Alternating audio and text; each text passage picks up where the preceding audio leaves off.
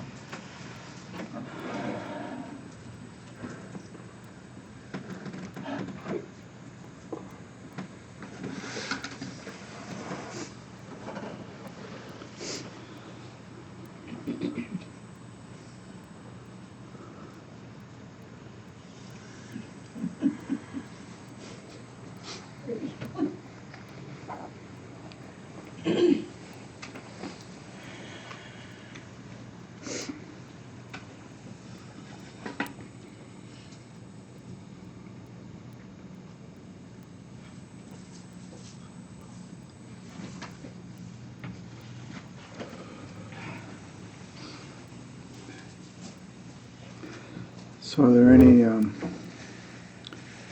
preloaded discussion elements?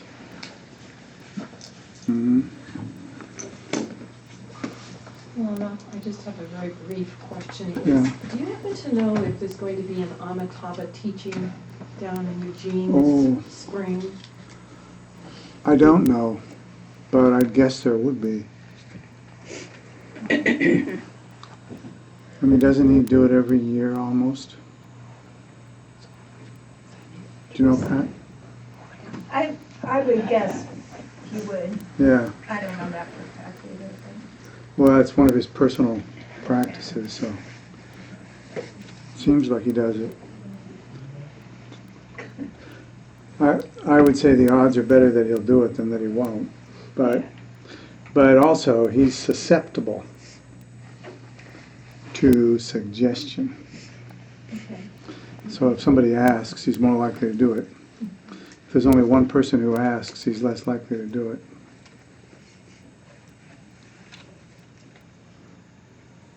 Just like the rest of us.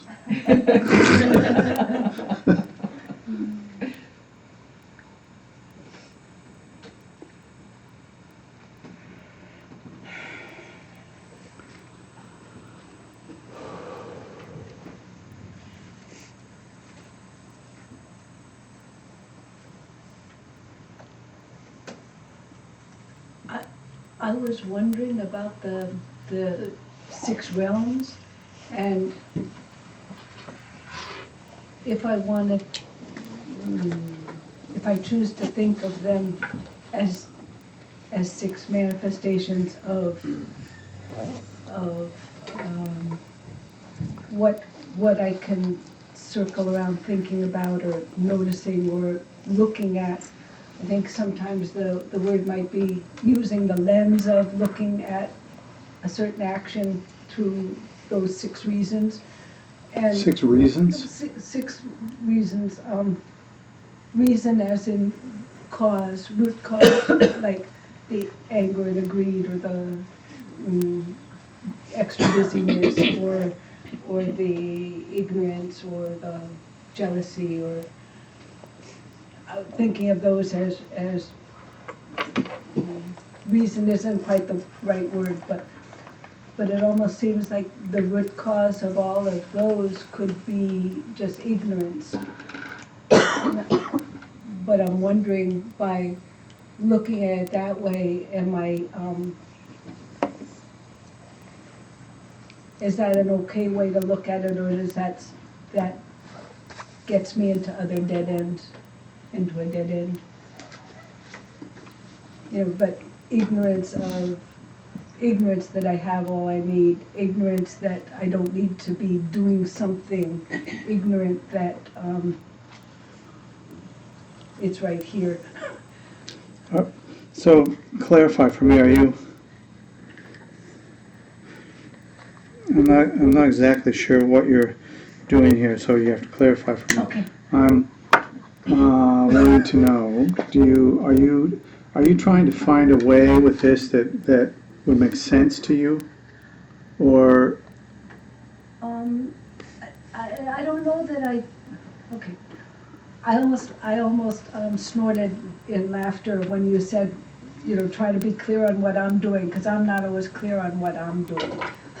who said that? But sometimes it's almost like picking up food. Sometimes I pick up food with a fork, sometimes my fingers, sometimes chopsticks.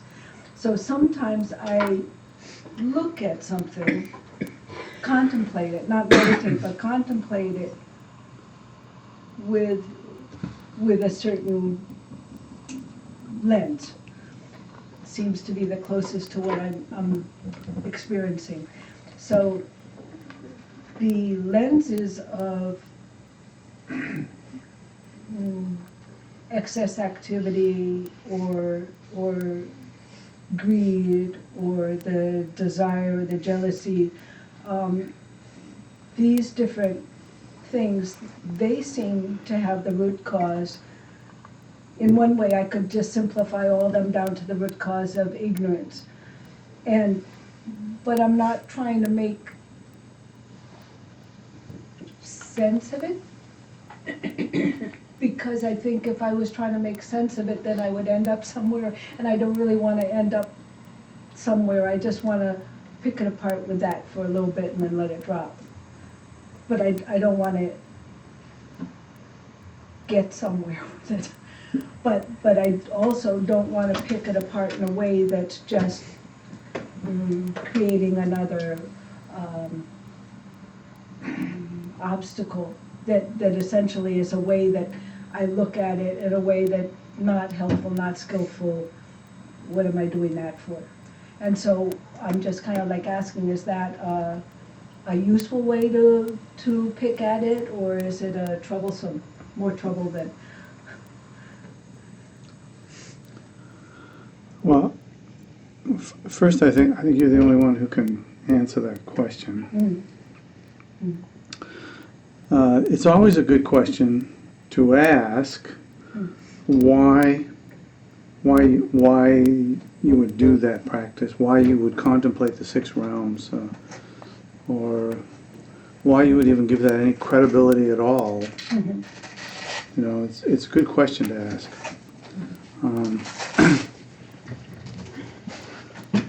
I asked that too much for some years and got in a lot of trouble. So you can always ask too many things, but I don't feel like we should ever put a number on that. Like if you're not clear about the six realms, then you could be clear about some things that have to do with the six realms, right? I remember once there was a teacher passing through town when I lived in San Francisco, and I was out for a walk with him, and he said to me the thing that made the six realms work for me, and it had never occurred to me what he said that anyone would say. But it was exactly what I needed to hear. So I didn't know that. I don't think he knew that, but maybe he did. And it was this. In our conversation, he came to understand something about me, and he said, "Oh, I see what you're doing. You're thinking that there actually are six realms, and that they exist." You see where I'm going? He said, they don't exist. They're totally relative truth. And he knew just enough about Christianity to say these are not like Christian, like the hell realm is not like a Christian hell. He said, my understanding of Christianity was if you do something that is particularly egregious, that you automatically have a reservation in hell. And it's like they're waiting for you. They'll keep the light Right? on. They're waiting for you, yeah. And they said, that is totally not, and whether you're there or not, there's still, it's like there's some place where it is. And he said, this is totally not like this. And the phrase that he used, that saying to me, was, none of the realms, including the human realm, exist until someone is born there.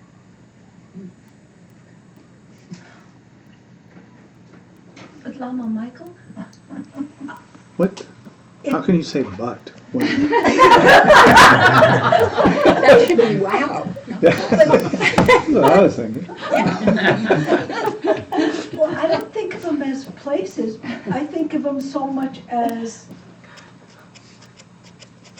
something, not a place, that all six are happening at once, close to at once, simultaneously, as root causes of what I'm doing. I think the takeaway from what he said is that there wasn't anything happening at once. It was like a dream. So it's like wherever you're going to be tonight in your dream doesn't exist yet. It exists in the moment the dream begins, and the moment the dream ends, it's finished. Oh. So in that way, to like link them, like they exist, they do something together, they're somehow coordinated. They're as coordinated as a dream is, which is like to say that actually it's an antidote to coordination. Yeah. Most dreams.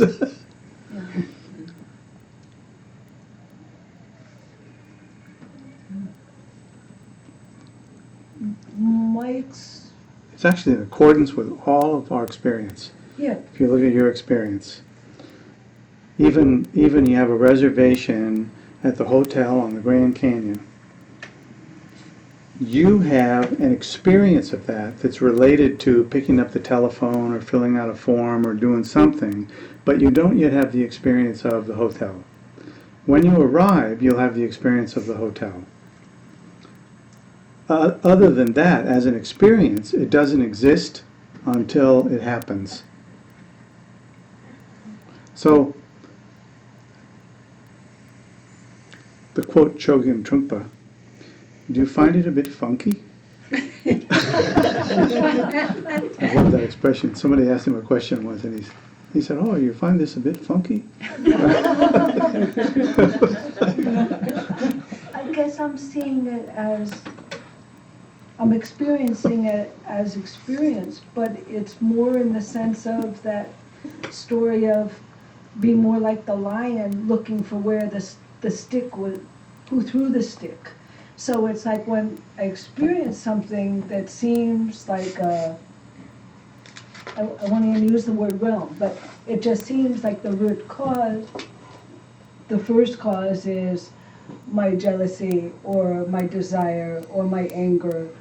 And then it's like, but then the root cause, the one throwing the stick for that is so it's just a way of looking at what I just experienced, what I just felt. And I guess that's trying to describe it. You can look at it that way. It's okay. I can look at that way, but, No? Wow.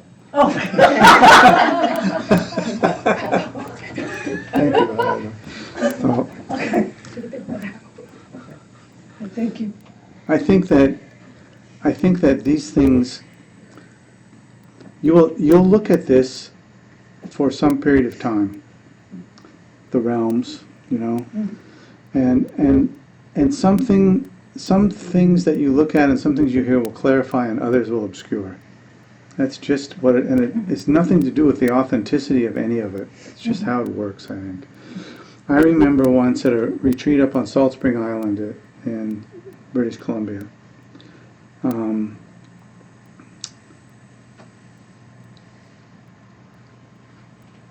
I remember relating to the six realms as fundamentally mental states.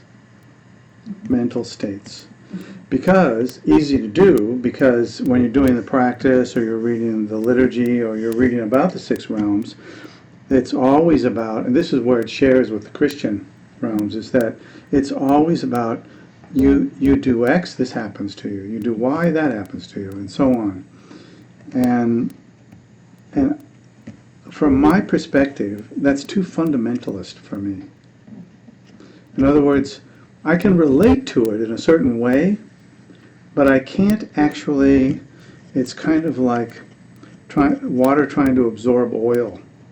It's like it just doesn't stick in me somehow, and so I don't find it useful in my day-to-day activities or relationships with people to think of the 6 realms. But when I thought of them as, all right, anger is associated with hell.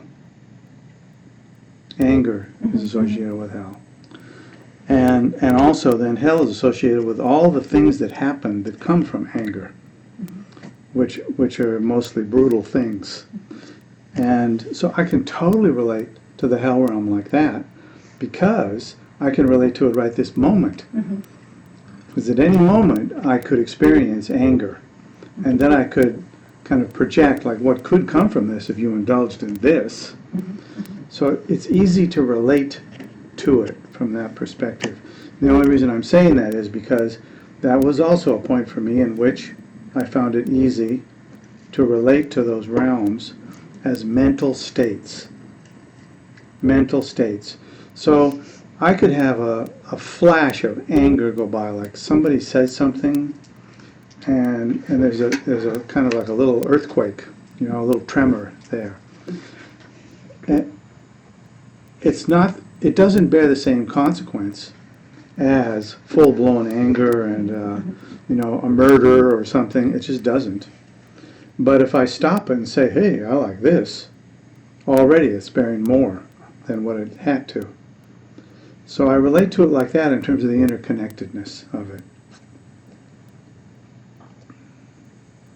Same if I have a thought of kindness, same thing. Only I'm more likely to feed and pet the kindness. You know, like a long-haired cat lying on your lap.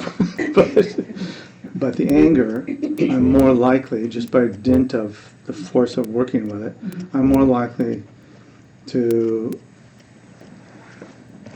not do anything with it at all, just watch it go by.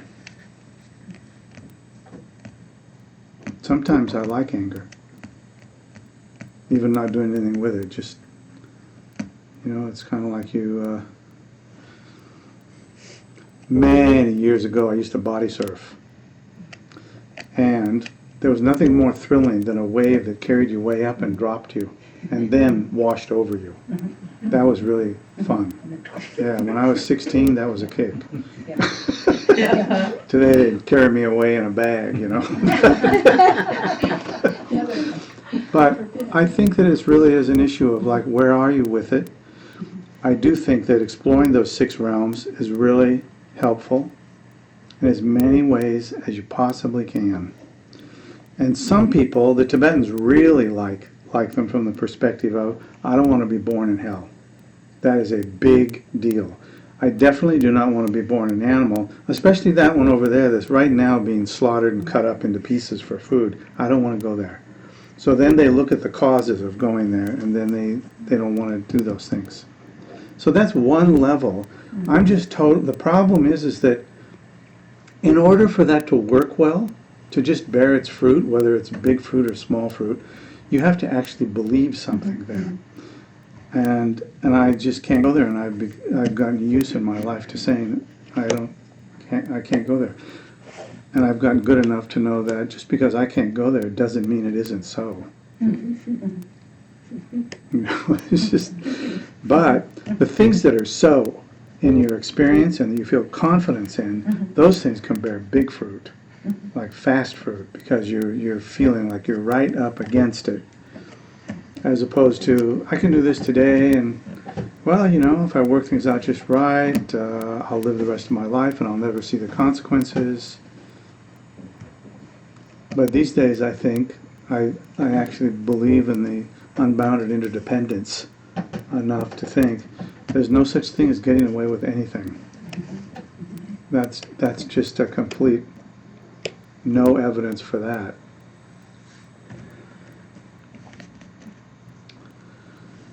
So exploration, I'm a fan of exploration and questioning and asking, why do I do this? What could I do with it? And the 6 realms, I've put aside at least half a dozen times in my life for months, sometimes for a year or two. Like, I just don't relate to that. And maybe it was a reaction to Christianity or something else. But it really doesn't matter. It's like you relate to it or you don't. And if you can't, then there's so much richness in the Dharma. There's so many things that you can relate to. So I think it's good to like go down into the stuff that feels like you really relate to it easy, and come up through that area also where this is really difficult to relate to. But what I could do with this is I don't relate to it, but somebody does, and I would like to know why they do. So maybe I'm missing something. I would just never put it aside completely.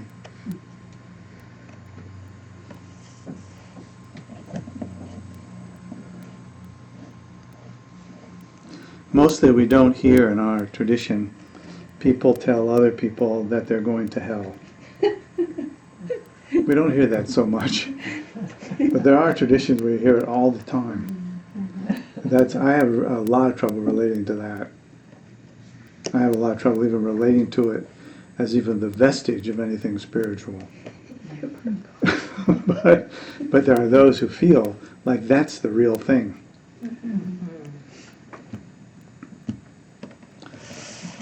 Sometimes we just have to be big-minded for the sake of big-mindedness.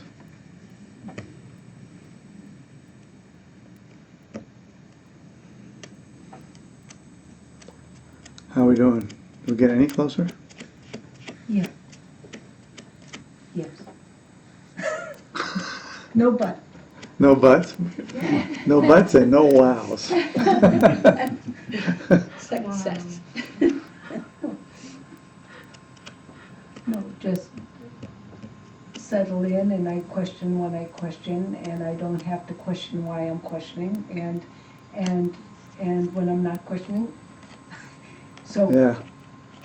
it's just something else that, as my practice just flows through. Yeah. But so, setting my heart some at ease about it's okay to question and not reach an answer, and it's okay to not always question or not only question. Yeah, thank you. You're your own experiment. Yeah. This is, you're your own laboratory for this. Right? Suspect the great majority of people who have accomplished a great deal in the Dharma have used their life as a laboratory to test these things. And I don't mean by that people who don't test it, who just have kind of blind faith in it, that there's anything wrong with that either. It's like, I think it's like you don't really know what's going to work and what isn't. I have a little blind faith these days. I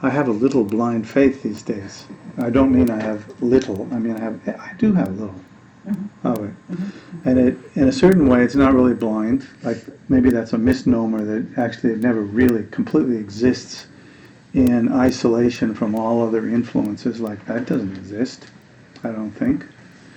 So then I think, you can like intentionally hold something as true, even though you're not quite completely sure. You can hold it as true, and you just don't forget that that's what you're doing. And then you can test it against things and see, like, well, what does it mean here?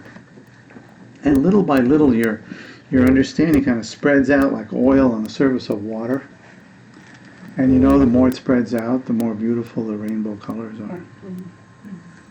And the calmer the water becomes, Yeah, because it's got that. yeah.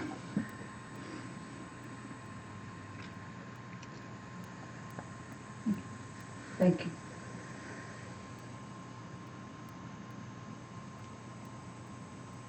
Well, I was just going to say that ever since I first learned about the realms, I've found it like incredibly useful in terms of understanding various states of mind and kind of their causes and effects.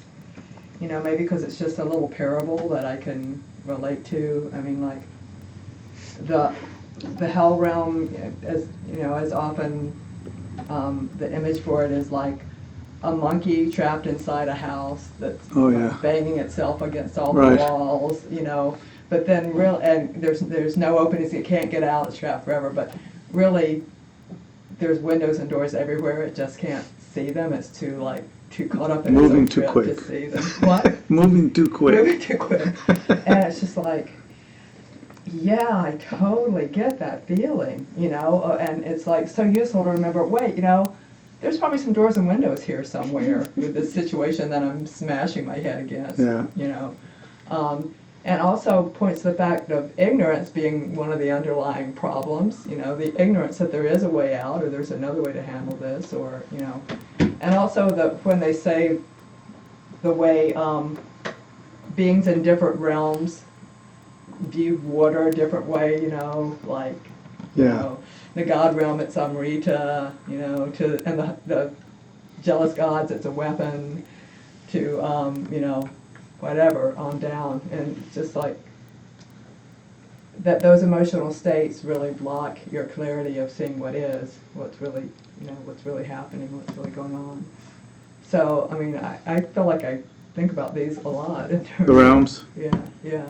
But whether I think people are reborn in them, it just seems like it's just a way of saying, like, if you do certain actions, your karma is going to come back even at the end of the lifetime. I mean, you know, hopefully if you're one of the captains of industry right now or the CEOs of the big corporations, you know, maybe they're in the jealous God realm already, and maybe they'll be reborn there, and, you know, that'll be like why you really don't want to do what they're doing, you know. So I don't know, I think it's an elegant system. I think it's really cool.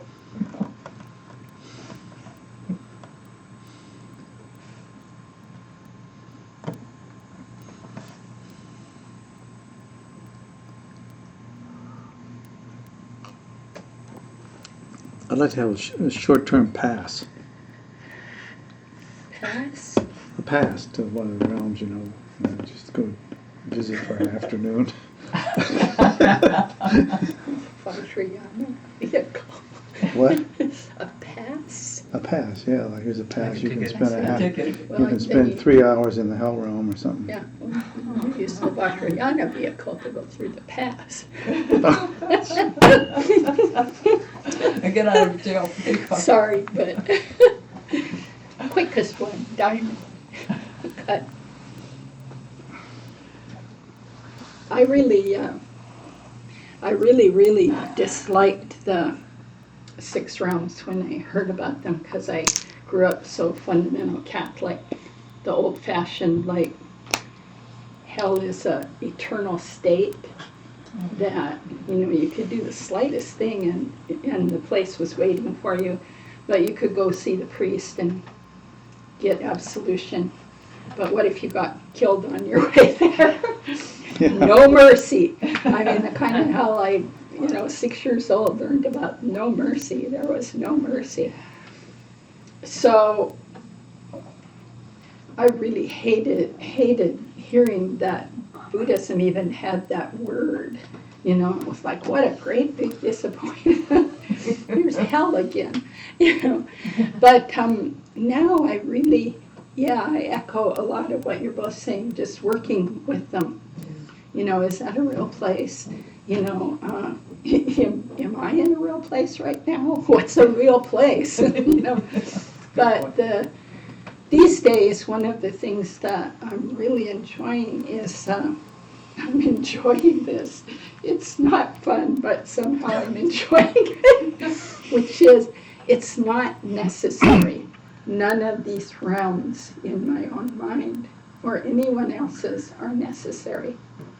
I don't know why I enjoy that thought so much, because it's actually kind of sad, But when I think, okay, the war in Syria, not necessary, yes, it's going on not necessary. It feels like a door or window then opens to the just banging around in a firebox or something. You know, the suffering in my own mind, not necessary. Yeah. So head that way. In someone else's mind, not necessary. It just feels like something lifts a little. Something just loosens. So that's how I'm playing with them right now. But I also probably, thanks to my stern Catholic upbringing, this is what works for me right now. I see, oh, Sophie, you're slipping. You know, it's like slippery slope to hell. And it's like, I don't want to go there. So maybe I'm a little bit Tibetan in that way. Like, I really don't want to go there. So catch it right now. And just cut it as quick as you can, because you know this habit goes there. And I don't mean that eternal hell, but it goes to all that mental, emotional suffering. And then I'm seeing no one can turn it but my own mind. You can't turn it for me. Yeah. No teacher can turn it. No Buddha can turn it. It's like, me, you're the one going there. Stop. Well, yeah, it's like there are these graphic or mythic images that make it karma kind of concrete, you know. If I do these certain kinds of Yeah. actions, I'm creating that karma. It's not necessarily a realm, right? It could be another human lifetime, but I will have created the habit of being, you know, like a jealous God. But we get way too black and white, like as though Yeah. we could predict. Well, yeah. It's way true. complex. I mean, we've Right. lived beginningless lives. We don't know what's going to rise up. Some rich CEO who's been a total jerk Yeah. all his life, maybe have a precious human life next time. I don't know what's going to ripen for that guy. Yeah. You know, when he dies, I hope he gets one of a precious human life. That's my mind's job. Mhm. I think if we get to any predictions like that, Yeah, I You guess know- that's why I don't think of them as a place where you totally get reborn. I think of them as from moment to moment states of yeah, mind. the mind states. You know, like you are, when you're in that state of pure anger and you don't see any way out, I mean, that's hell, you know. And I grew up going to tent Yeah. revivals. I was not Catholic, but, you know, Oh, yeah. hell was a big, big thing Oh, when I was yeah. a kid. I Ugh. totally believed it, you know. Yeah. People were like writhing on the floor right in front of Be me when I good was or like 4 else. years old. I'm like, Yeah. this is real stuff, you know. Yeah, So, yeah. Where was that? in the country in North Carolina. North Oh, Carolina. North Carolina revivals. Wow, Yeah. cool. All of that brought you here. Apparently. I say it, man. All of the Catholic stuff brought me here. So, Okay, I know how to get out of the realms. I was in a talk once. You were what? I was in a talk once where I heard a person asked the Lama, how do you get out of a realm? And it's simple. He's told us. He said, you just relax and accept it. You go, okay, I'm in this realm. So, and another phrase he used was, make friends with the bars. Make friends with the what? The bars, which is something Oh. I actually said when I was practicing in prison as a volunteer. But I did say, bars. the bars, The the bars. prison bars, what's keeping you Not in the the shallow realm. whiskey. You make friends with We them. thought you meant going down to the bar. Oh, well. I think that's a possible drunk enough to interpretation. get What's the that. habits of Considering mind you were here? saying it. Yeah, Different but you bars. just relax and make friends with it. Oh, I'm in the hell realm, all right. Yeah, And then you're out. It's like, but trying to get out keeps you in. So, there's a great old story that I have to tell now, because it goes right there with Robert's story. I don't know which tradition, but some kind of Hindu Buddhism somewhere this comes from. But there's a samurai warrior and a monk. And the samurai warrior has been killing everybody in this village, and so the people tell this monk, don't go out. This guy's a real bloodthirsty killer. Of course, the monk goes out. He says, well, I always meditate in the forest. I'm going to meditate in the forest. I'm not changing. So he sits down. And the samurai warrior comes to him and says, I'm going to cut your head off. And the monk says, oh no, first the samurai warrior says, if you don't tell me the answer to my question, I'm going to cut your head off. The monk says, what's your question? And he said, what's hell and what's heaven? And the monk says, you blankety blank idiot, don't you know, you stupid blah blah what those are? So the samurai warrior pulls his weapon out to cut his head off, and the monk says, that's hell. And the samurai warrior bows down to him because he called him on it, and he says, that's heaven. So it's all in your head, right? That's an unwarranted conclusion. From that story, well, whose head was it in? I don't know. It was a good story until you said that. So I had to cut off his head. I ruined the story. I'll try harder next time. Now I'm in purgatory. Oh, You're in your head. Purgatory's not in your head. Purgatory, you get a chance to get out, so it's not bad. I'm making friends with it. Make friends with it. Kind of like a pass. Yeah, it's like a pass. It's in Utah, actually. You want to see the priest? Huh? Nothing. Okay, nothing. We're at nothing again. I had a question about caring practice kind of question, I think. Yeah, let's do About, it. sometimes it talks about visualizing ourselves as Chenrezig and others as Chenrezig as well sometimes. And sometimes I get confused. If I'm doing that, myself as Chenrezig seems to be just pride, if nobody else is. But if everybody is, how is that different than just I'm okay, you're okay? It's psychological, choosing the attitude that we're all okay. Yeah, I hope it's not that. We've got a problem. And it seems like that's good, but it's not, but it seems like, I don't know, so I'm just curious about that. Yeah, I think that's a good question.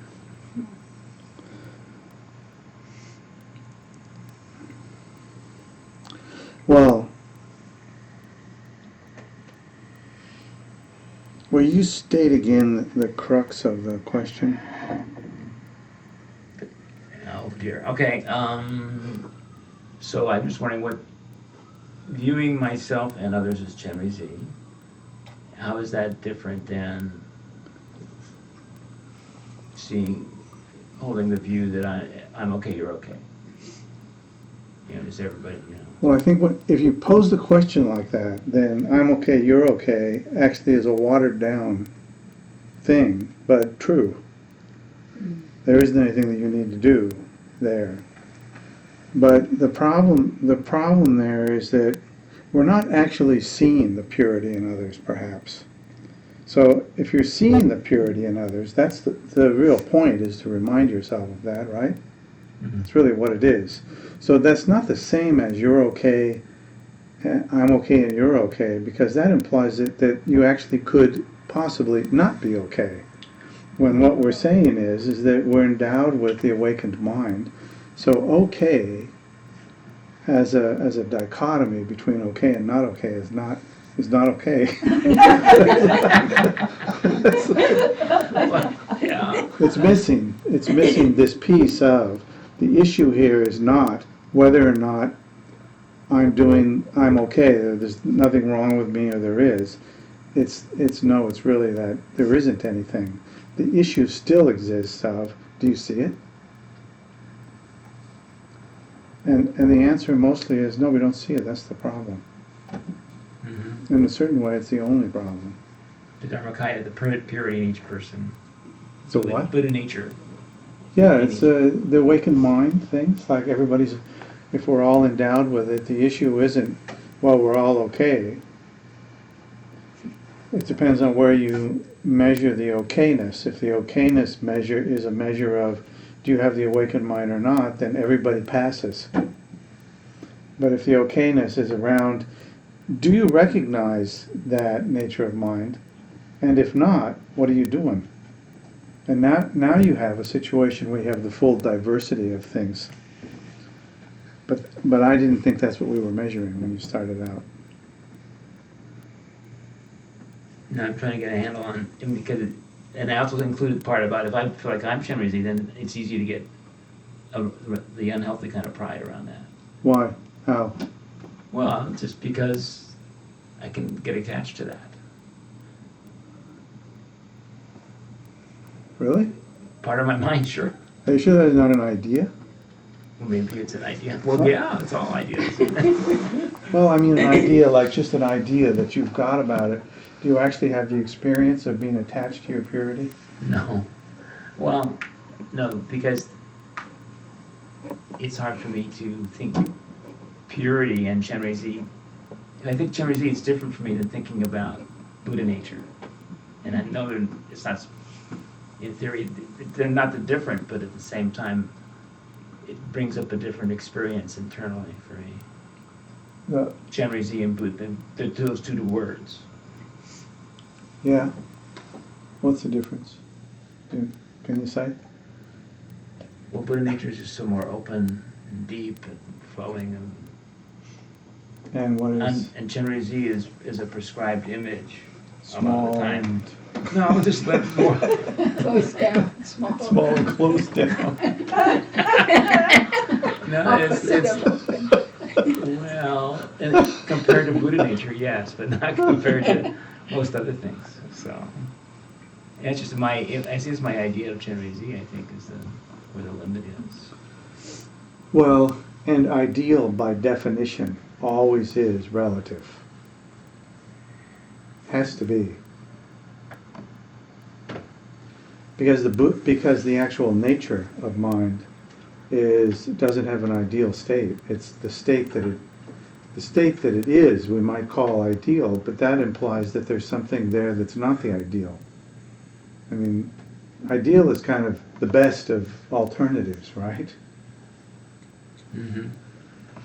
There's no best of alternatives here. The nature of mind can embrace the alternatives we would call poor, that we call great, that just like our anger, our loving kindness, all of the aspects can all fit there easily, because they're all just the expression of the Dharmakaya anyway. So from that ultimate perspective, it's pretty straightforward. It's only when we get into the relative stuff, well, how does this manifest in the real world? Like, how do you make a soup kitchen out of this, or some other thing, that we start to get into interesting, conflicted stuff, really.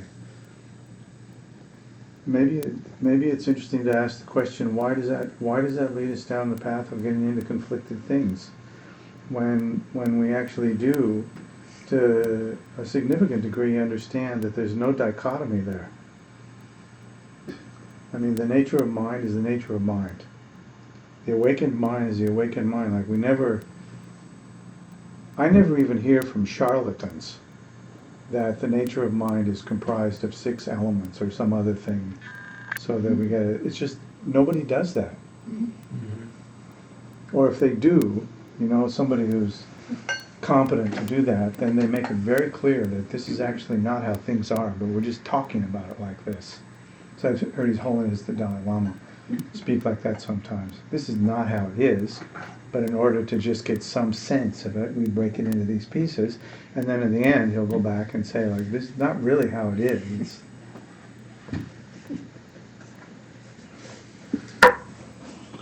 As long as we're in the relative and we're talking about things like the interconnected pieces of things, which is totally a relative discussion, then we can have all of these dichotomies and things. So it's satisfying, right?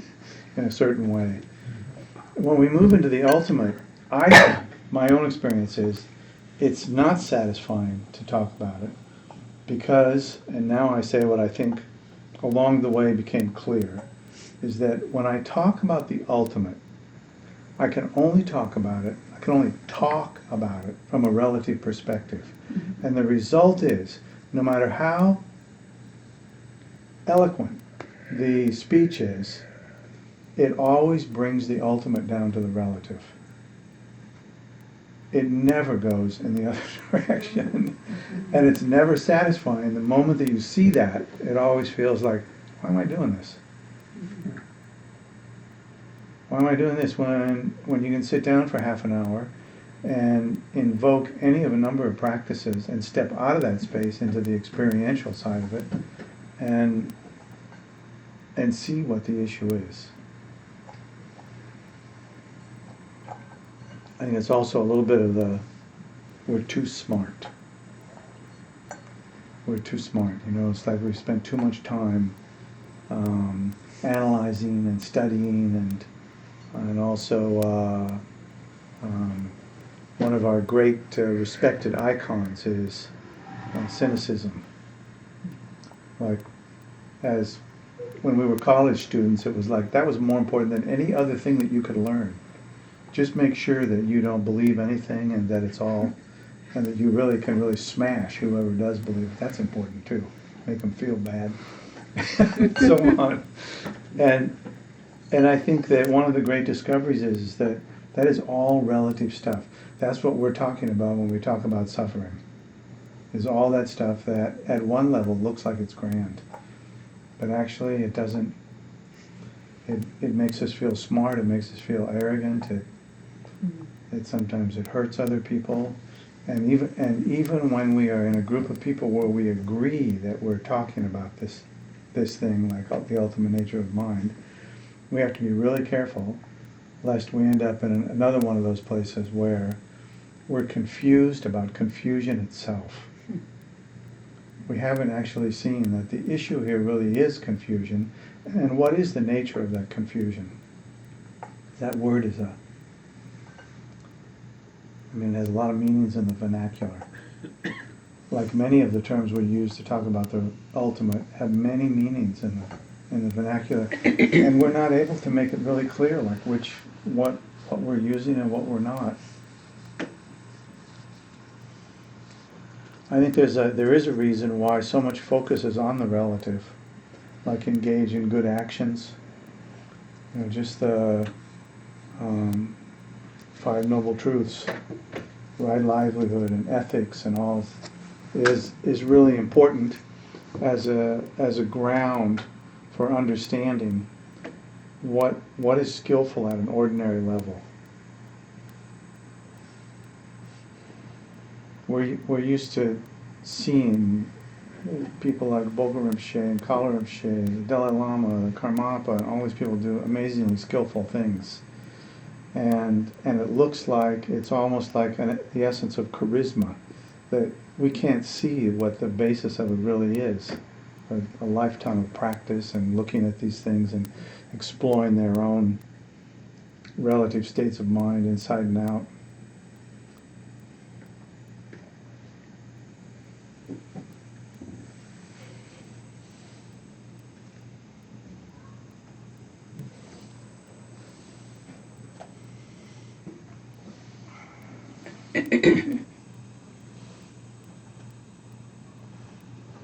Pat Parker. I feel like there's got to be some really simple explanation that I don't see on this question. And in doing other Yidam practices, Other than Chinrezig, oh yeah. One visualizes yourself as a Yidam to begin the practice, or you visualize yourself as Chinrezig and you start the practice. So my question I always ask myself is, well, if you're visualizing yourself as an enlightened mind, and then you're doing this practice to become enlightened, I don't quite get it doesn't quite work for me. It's like, what is the purpose of visualizing yourself as Chenrezig to do a practice that leads to enlightenment, if you're already visualizing yourself as enlightened?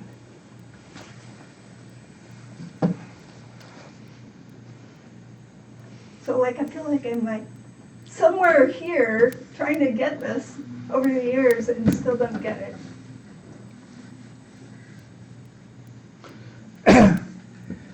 I think it's an experience that everybody has at some time or another, or a lot of the time. And part of it, at least part of it, is that there's a confusion between the method and the projected result of it. So we could say the method is the practice of Chenrezig, and the projected result is enlightenment or high realization somehow.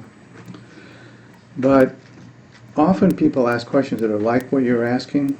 Like, for example, we go through that place where we're purifying the various realms, and then they'll say, why are we doing this again? Didn't we just do that?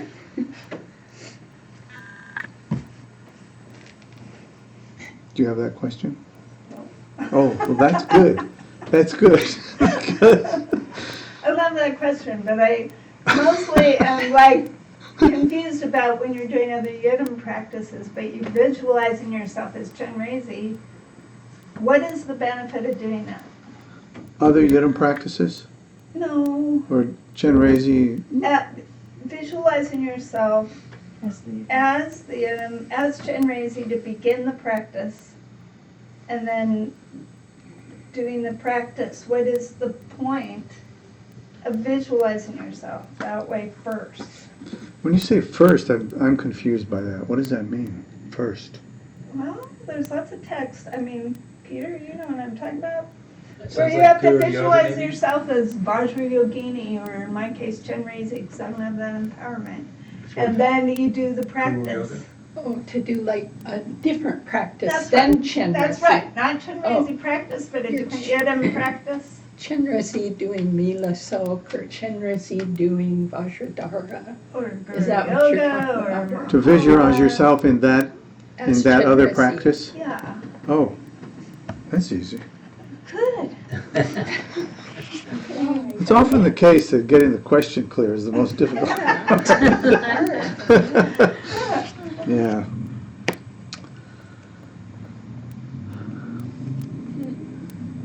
It's actually the same reason that you visualize yourself as Chenrezig in the Chenrezig practice.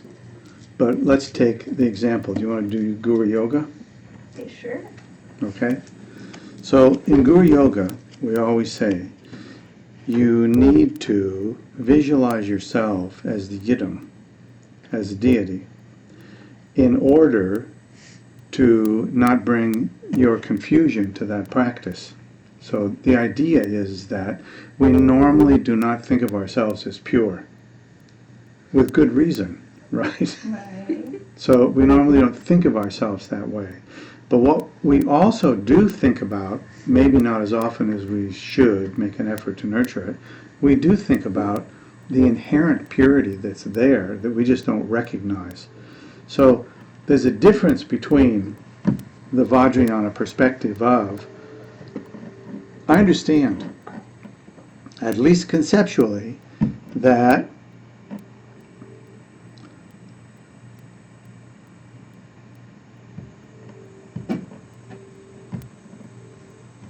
my experience and the nature of mind itself are the same.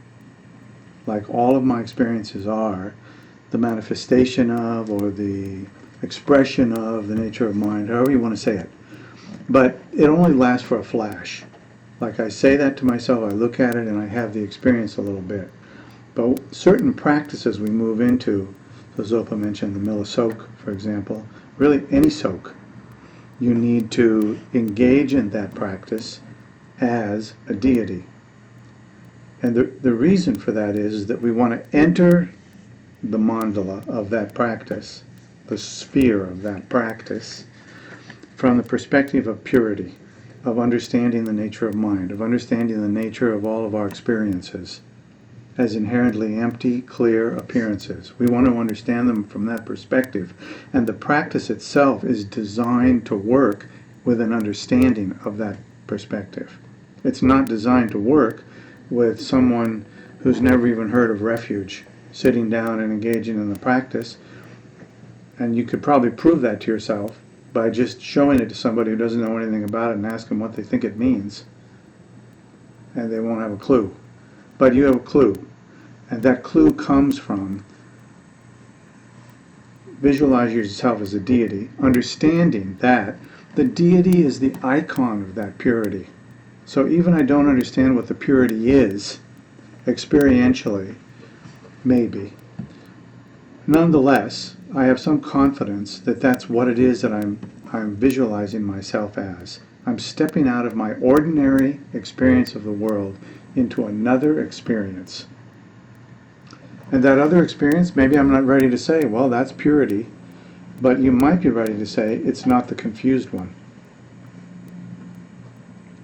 In fact, it's partly not the confused one because the state of your mind is prescribed in the practice.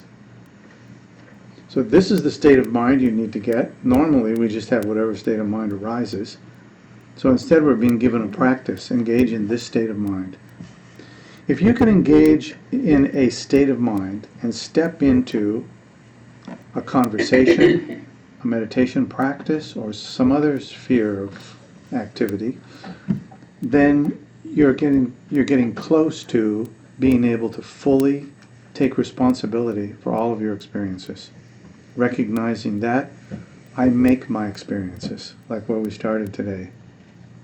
I don't do it on purpose. I try sometimes. I don't have to be miserable today. I can be happy. And then I hear this kind of laughter in the distance. You know, like, try me. You know? That helps. Thanks. I think it's enormously helpful, actually. Even just outside of the Vajrayana, to just hold the view before one discovers it. What if every experience that I have, I manufactured? I made it up. And I even made up the environment within which that experience occurred. What if that were the case? And I knew that that was the case. How would that change things? I think most of us looking at it close could say, that would change everything. Everything would change with that. But we can't quite make that leap without some help. Maybe a lot of help. And the practice of Chenrezig, the practice of doing the Milasok, the practice of Guru Yoga, and all the rest of the stuff is really meant to be a support for understanding where our experience comes from, which is nothing more in the end than the clear, empty appearance of the Dharmakaya. How do I arrive there? These are the steps, one by one, just one by one. I think we're not really meant to take them in a kind of fundamentalist religious fashion, I have to say from my own side. I don't believe that's what we're meant to do. I think we're meant to take those things as explorations. We are exploring the nature of confusion at first. And you could say, no matter what you do with intention, you're exploring the nature of mind. Because you can explore confusion and actually develop an ability to sit down, start shamatha, and you're overwhelmed by confusion and namtok, the distractions of all kinds, but you have this sense of, this is it, this is the clear expression. And in that moment, you could say, I'm exploring the nature of mind. I see it, it's right. I'm also exploring the experience of, I don't like that. You know, it's like, but there's a difference in I don't like that, I don't want that, from I'm exploring the nature of the expression of the nature of mind. And right now, it sucks. But 5 minutes ago, it was bliss. So, you're also exploring the nature of interconnectedness. And I think by doing that and just continuing, our understanding goes deeper and deeper and deeper.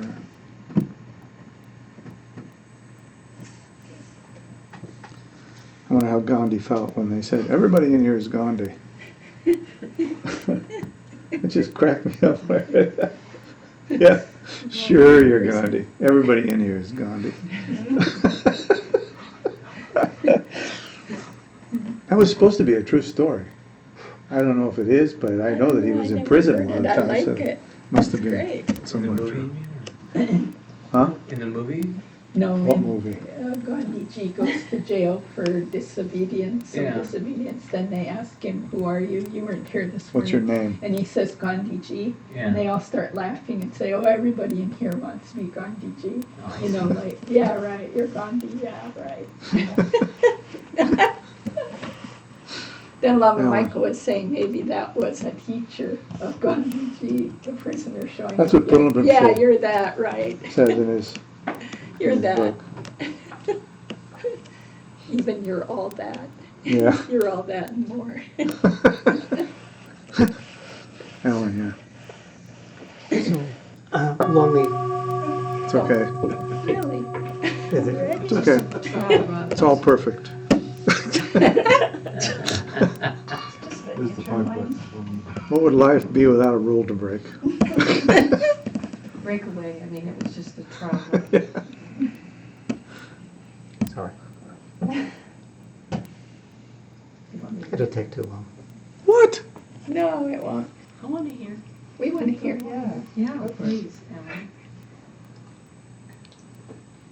So, along the line of the last couple of questions, and particularly relating back to Peter when he was talking about that when one visualizes oneself as Chenrezig, that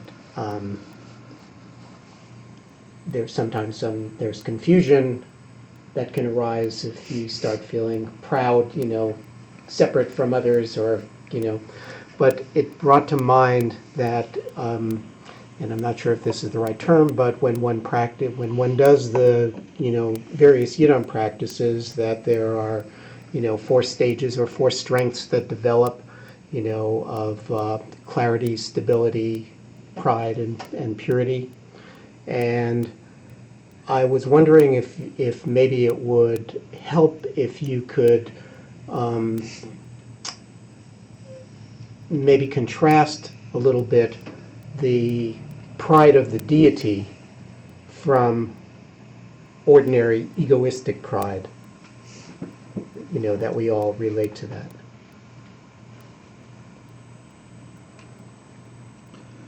Well, that also relates to Pat's question Right. about why you visualize yourself as the deity.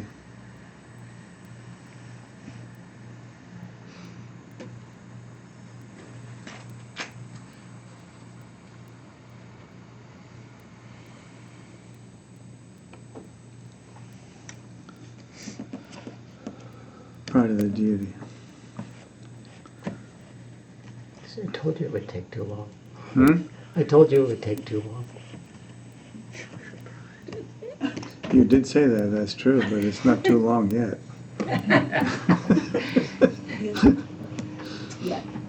Yet.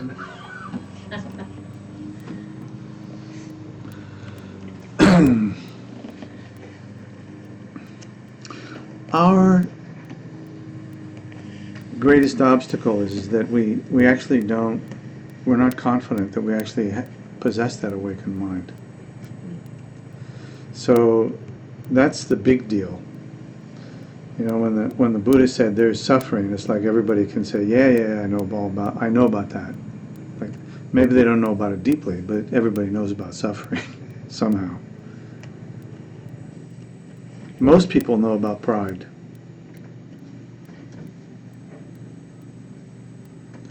Most people know about some of the offspring of pride, like disappointment and interpersonal relationship problems that arise from it.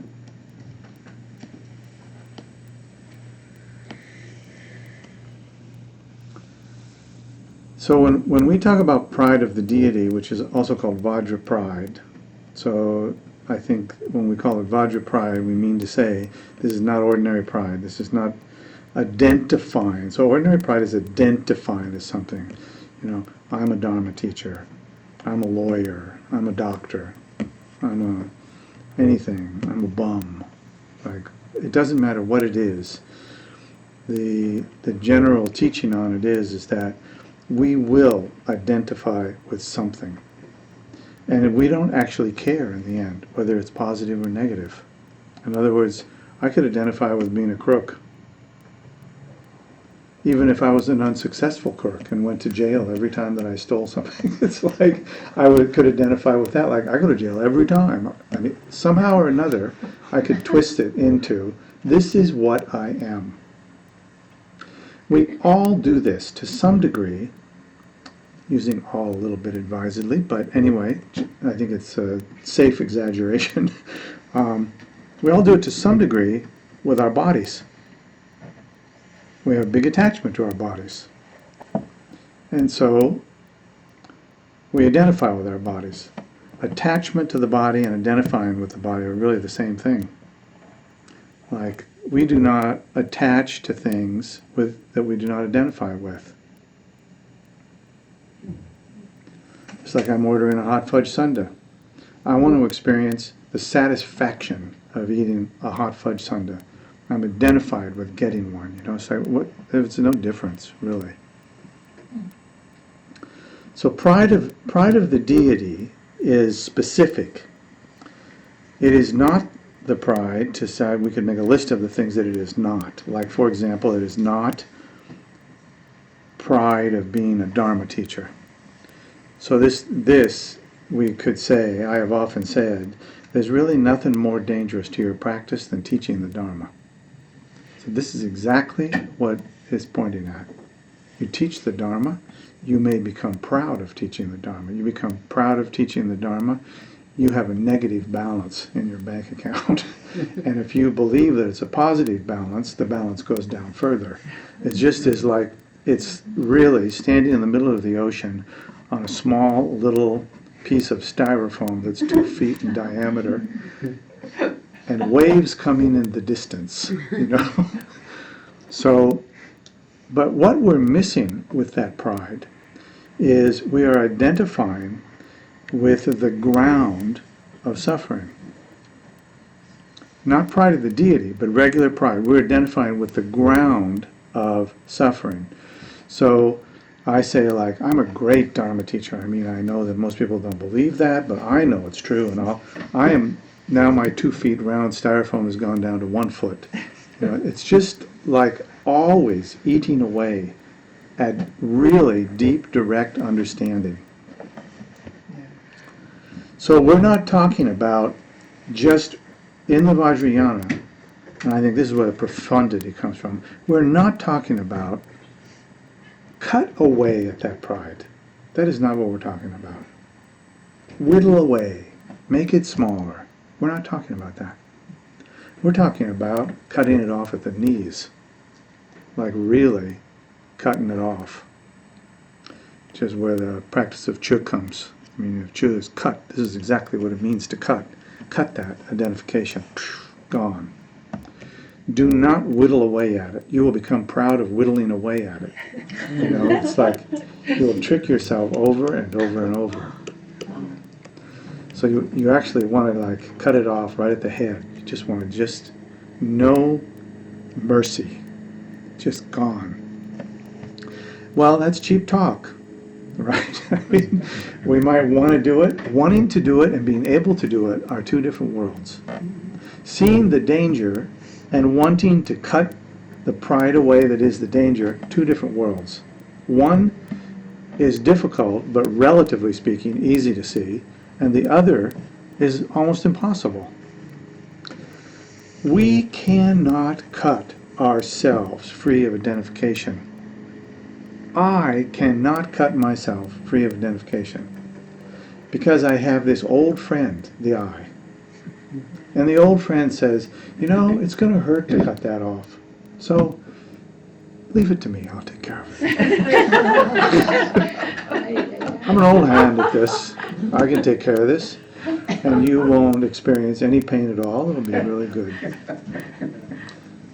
And And that old friend has been right so many times.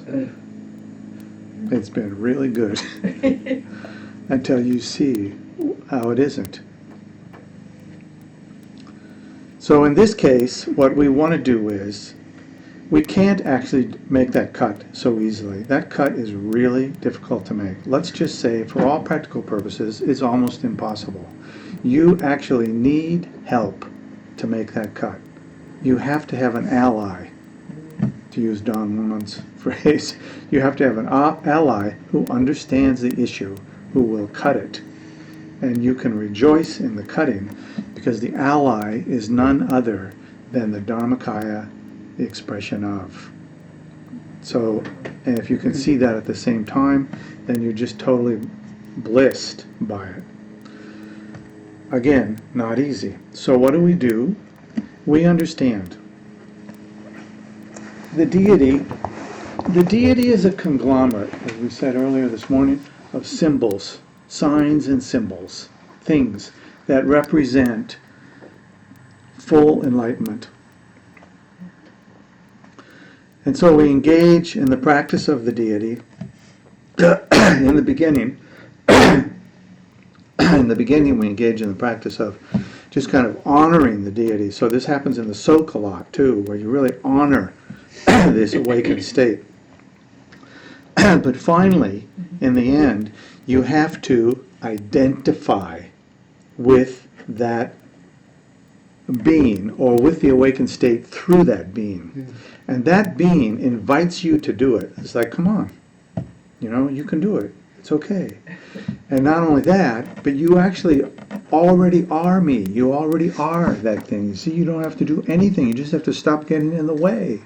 And it looks very good. It is very good.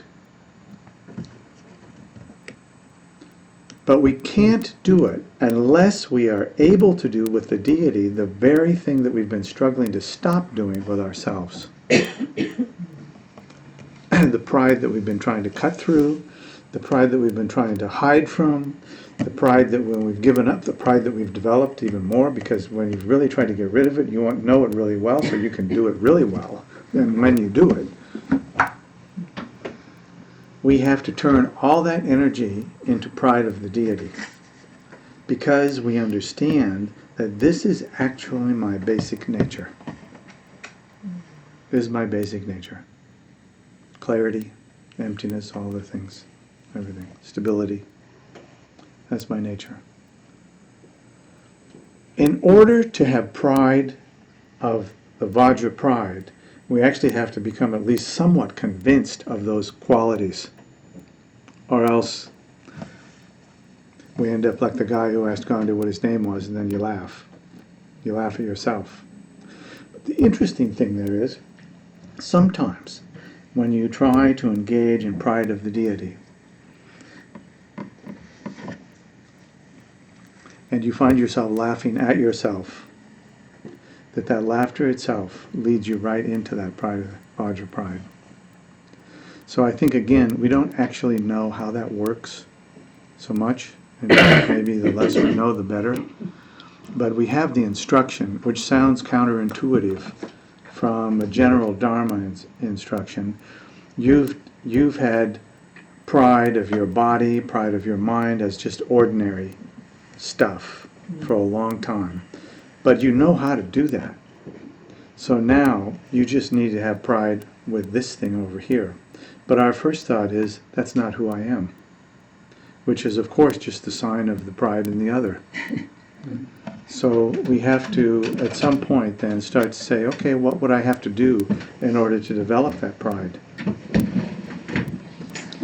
And then we make all sorts of mistakes. We develop pride in that deity, and we discover it's just ordinary pride. I mean, how many times have you known somebody that did that? So gradually we whittle away at it, and we come to the place of realizing that pride in the deity is not at all like pride in my body, pride in myself, pride in who I think I am. Because one is square and the other is round. It's like they just don't fit together. It feels like an odd fit. Feels like an odd fit.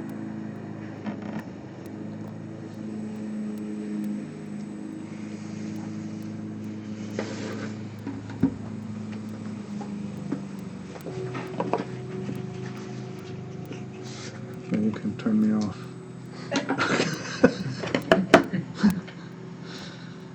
Yeah, I think I don't have any more to say about that.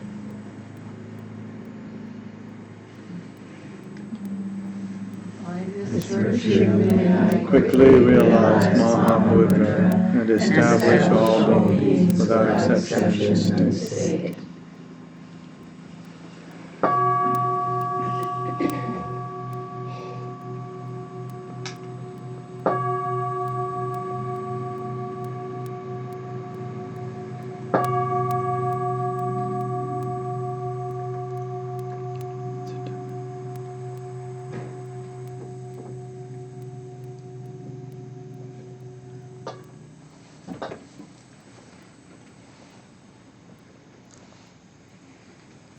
So we'll take a little break, and then we'll come back. We're going to do one set of Chenrezig. We'll be finished before 4.